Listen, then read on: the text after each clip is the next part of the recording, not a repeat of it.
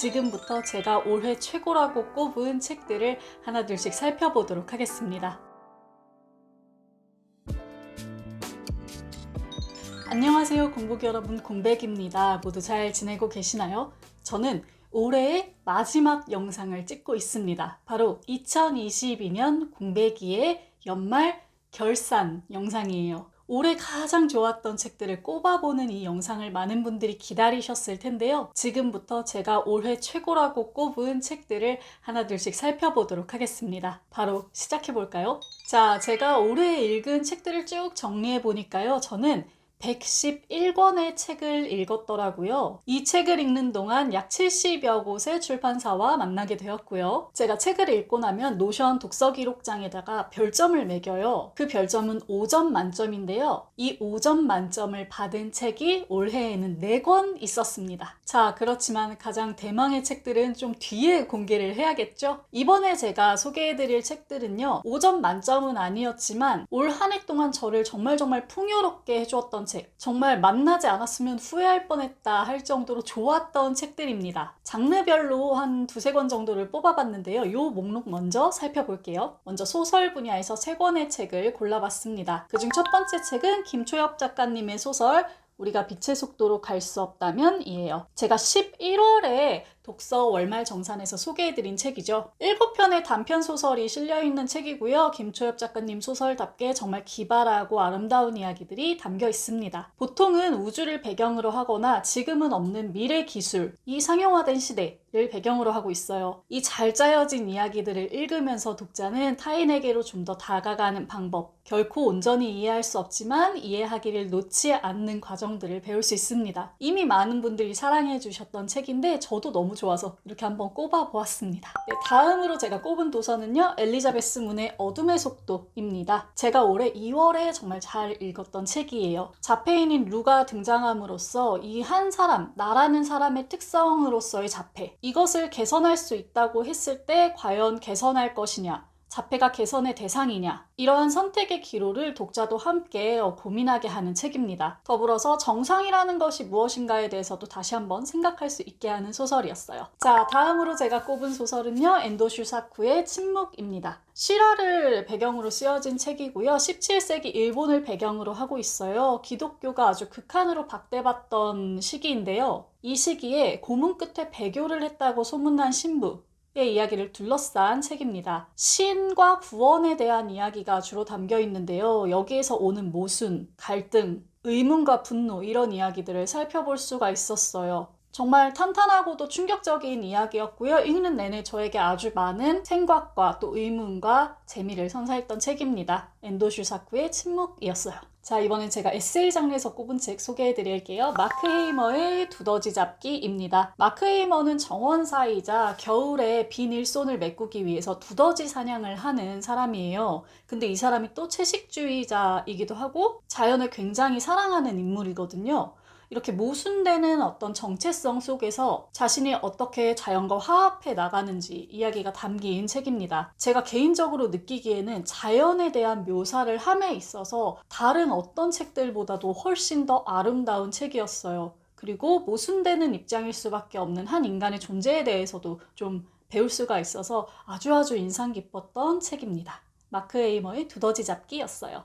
참고로 이 책은 제가 4월에 소개해드린 책입니다. 자, 이번에는 인문 분야에서 한 권의 책을 골라봤습니다. 바로 김영민 작가님의 책이고요. 인간으로 사는 일은 하나의 문제입니다. 에요. 부제가 정치적 동물의 길인데요. 말 그대로 정치에 관련된 에세이를 모으고 있어요. 이 김영민 작가님이 정말 유쾌하고 기발하게, 그러면서도 정말 패부를 확 찌르는 그런 글을 쓰는 분이거든요. 정치가 무엇인가 라는 질문에서부터 시작해서 우리가 정치와 관련돼 생각할 수 있는 모든 키워드들, 권력이나 국가, 운동, 주권 같은 이야기들을 정말 기발하고도 재미있게 해주는 책입니다. 짧은 글이 여러 편 실려있는 형태고요. 뭔가 교묘하게 정치의 본질을 꿰뚫는 글들이 모여 있어서 공부도 많이 됐는데 읽으면서 유쾌하기도 했던 책이었어요. 김영민 작가님의 인간으로 사는 일은 하나의 문제입니다를 꼽아보았습니다. 이 책은 제 1월 월말 정산 영상에서 다시 확인해 보실 수 있습니다. 네, 다음 책은 인터뷰집입니다. 최혜진 작가님이 엮으셨어요. 한국의 그림책 작가들에게 묻다입니다.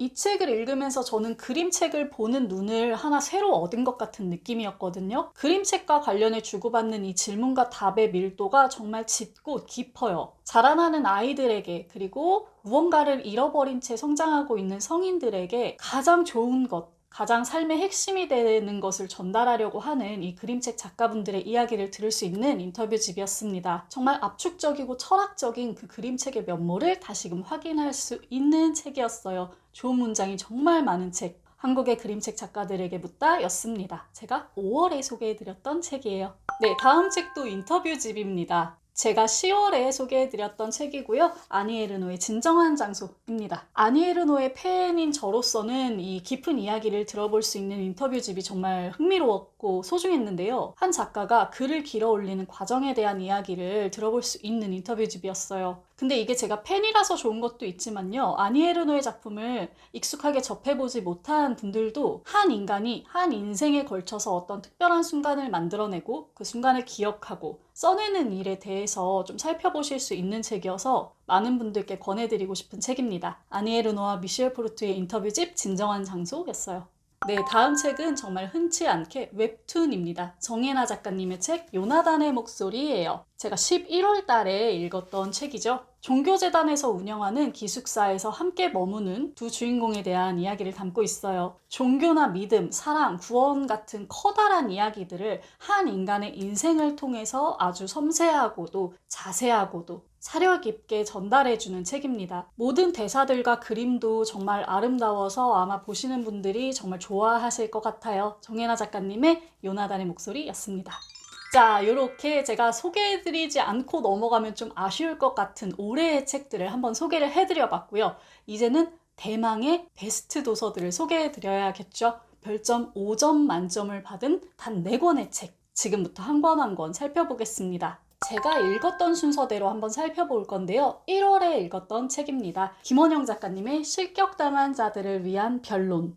이 책 읽으면서 제가 정말 무릎이 달아 빠질 정도로 무릎을 치면서 정말 감탄을 많이 했죠. 장애학에 대한 이야기고요. 기본적인 이야기부터 아주 깊은 이야기까지, 그리고 인간 전체의 권리와 존엄까지 아우르는 이야기들을 담고 있어요. 장애인의 매력이나 아름다울 수 있는 기회에 대해 이야기를 하기도 하고요. 장애를 제거하길 선택하는 행위, 그리고 그 행위에 따르는 어떤 인식에 대해 이야기를 하기도 하고요. 장애인들의 퍼포먼스와 존재 방식에 대해서 이야기를 하기도 합니다. 비장애인인 제가 이 책을 읽지 않았다면 결코 몰랐을 이야기들을 전해주는 책이었어요. 제가 김원영 작가님의 책을 정말 아끼고 사랑하는 이유 중에 하나가 그것인데요. 이 영상을 보시는 많은 분들께서도 이 책을 통해서 우리가 함께 사는 이 세계를 좀 더 넓고 깊게 들여다볼 수 있었으면 좋겠습니다. 2022년 공백이가 최고로 꼽은 첫 번째 책, 김원영 작가님의 실격당한 자들을 위한 변론이었습니다. 네, 다음 책은요. 제가 3월에 읽은 책입니다. 목정원 작가님의 산문집 모국어는 차라리 침묵입니다. 제가 이 책을 보고 그 이후에 정말 많은 변화를 겪었어요. 공연예술 비평가인 목정원 작가님의 산문집인데요. 예술의 필요,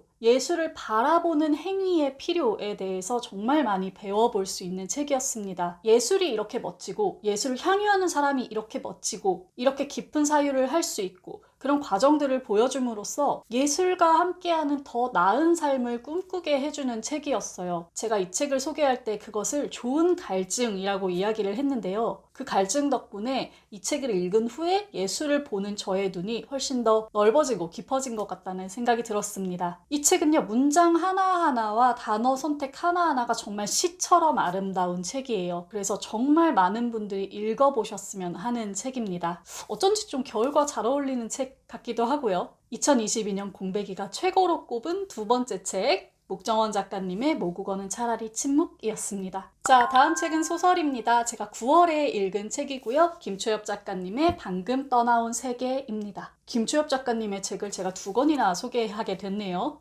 저는 예상하고 있었습니다. 단편 소설이고요. 7편의 작품이 실려 있어요. 지구와 지구 밖, 그리고 인간과 비인간을 아우르는 다채로운 이야기들을 들려주고 있습니다. 저는 김초엽 작가님 소설을 읽을 때 소설의 효용에 대해서 정말 많이 생각해요. 이 소설만이 할 수 있는 이야기와 장치를 통해서 한 사람으로서 결코 온전히 이해할 수 없는 타자의 이야기를 들여다보고 잠시 한순간이나마 연결되어 보고 그 소중함과 온기를 느낄 수 있게 해주는 가장 좋은 소설들이 아닌가 싶어요. 올해 김초엽 작가님의 책을 정말 많이 읽었는데 앞으로 또 어떤 이야기들을 전해주실지 정말 많이 기대하고 있습니다. 공백이가 최고로 꼽은 2022년의 세 번째 책, 김초엽 작가님의 방금 떠나온 세계였습니다. 네, 이제 마지막 책입니다. 제가 가장 최근에 읽은 책이고요. 12월 달에 소개한 책입니다. 신영철 평론가님의 책, 인생의 역사입니다. 시화론이에요. 그래서 한 꼭지에 한 편의 시와 그와 조응하는 글이 함께 붙어있는 식으로 구성되어 있는 책입니다. 시의 효용에 대해서 많이 생각해 볼 수 있게 해주는 책이었어요. 인생의 어떤 사건들을 겪어냄과 동시에 한 편의 시도 다시 겪어내게 되는 그런 과정에 대해서 이야기하고 있는 책입니다. 시에 대해서 더 깊게, 짙게 느낄 수 있게 해주면 물론이고요. 한 편의 시를 읽은 후에 한 사회의 구성원으로서 그리고 세상을 살아가는 사람으로서 어떻게 기능할 수 있을 것인가에 대한 생각도 해보게 해주는 책이었어요. 문장 하나하나가 정말 아름다워서 책 끝을 가장 많이 접은 책이기도 합니다. 여러분이 꼭 놓치지 말고 보셔야 할 책, 신영철 평론가님의 인생의 역사였습니다. 네, 올해도 정말 소중하고 귀한 책들을 많이 읽으면서 보냈습니다. 제가 올해 정말 손톱만큼이라도, 한 뼘만큼이라도 성장했다면 모두가 다 이 책과 제 주변에 있는 분들 덕분일 거예요. 저는 책을 통해서 조금씩 나아지고자 하는 제 모습이 정말 마음에 듭니다. 그리고 이러한 삶의 즐거움을 여러분들께 계속해서 전달해드리고 싶어요. 거기에 조금이나마 보탬이 될 수 있도록 저는 앞으로도 멋진 책들 많이 읽고 골라서 여러분들께 소개해드리도록 하겠습니다. 제가 이렇게 연말결산으로 소개해드리지 못한 책들도 되게 많은데요. 그 책들로부터도 역시 아주 많은 것들을 보고 배웠습니다. 지난 영상들을 통해서 여러분들도 그 여정에 함께 해주시면 좋을 것 같아요. 자, 올 한 해 여러분들을 빛낸 책은 무엇인가요? 그리고 내년에 여러분들은 어떤 책을 읽길 원하나요? 한 번쯤은 마음속으로 떠올려 보는 것도 좋겠습니다. 자, 그럼 저는 내년에 돌아오도록 할게요. 우리 공복이 여러분들 새해 복 많이 받으세요. 공백의 책단장이었습니다. 안녕.